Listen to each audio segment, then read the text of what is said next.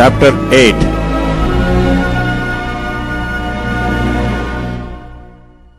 In those days, the multitude being very great and having nothing to eat, Jesus called his disciples unto him, and saith unto them, I have compassion on the multitude, because they have now been with me 3 days, and have nothing to eat. And if I send them away fasting to their own houses, they will faint by the way, for divers of them came from far. And his disciples answered him, From whence can a man satisfy these men with bread here in the wilderness? And he asked them, How many loaves have ye? And they said, 7. And he commanded the people to sit down on the ground. And he took the 7 loaves and gave thanks and brake and gave to his disciples to set before them. And they did set them before the people. And they had a few small fishes, and he blessed and commanded to set them also before them. So they did eat and were filled, and they took up of the broken meat that was left 7 baskets. And they that had eaten were about 4,000, and he sent them away.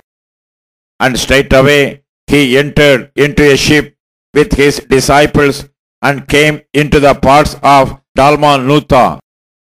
And the Pharisees came forth, and began to question with him, seeking of him a sign from heaven, tempting him.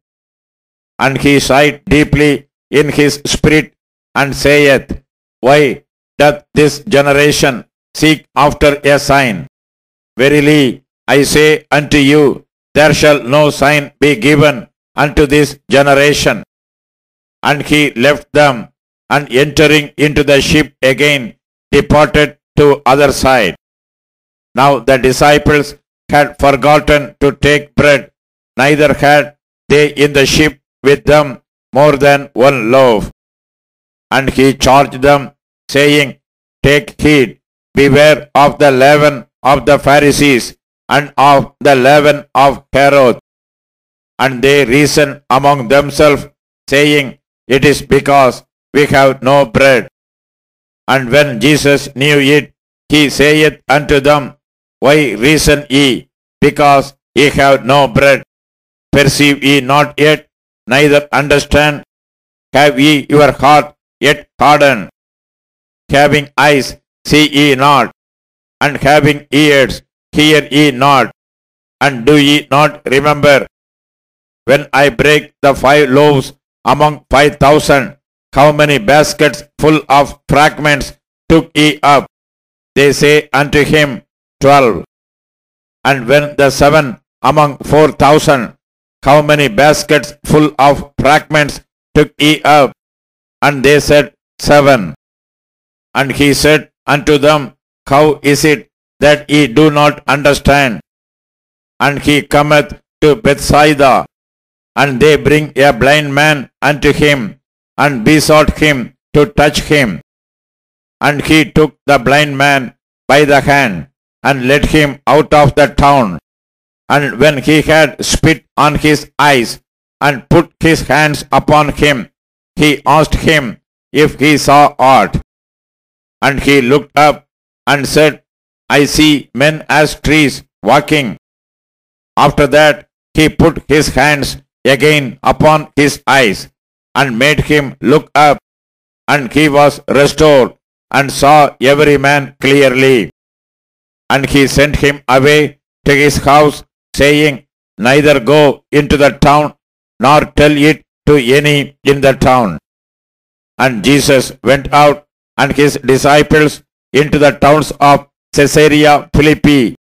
And by the way he asked his disciples, saying unto them, Who do men say that I am? And they answered, John the Baptist, but some say Elias, and others one of the prophets. And he saith unto them, But whom say ye that I am?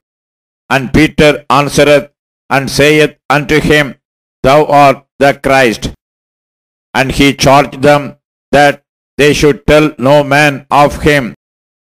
And he began to teach them that the Son of Man must suffer many things, and be rejected of the elders and of the chief priests and scribes, and be killed, and after 3 days rise again.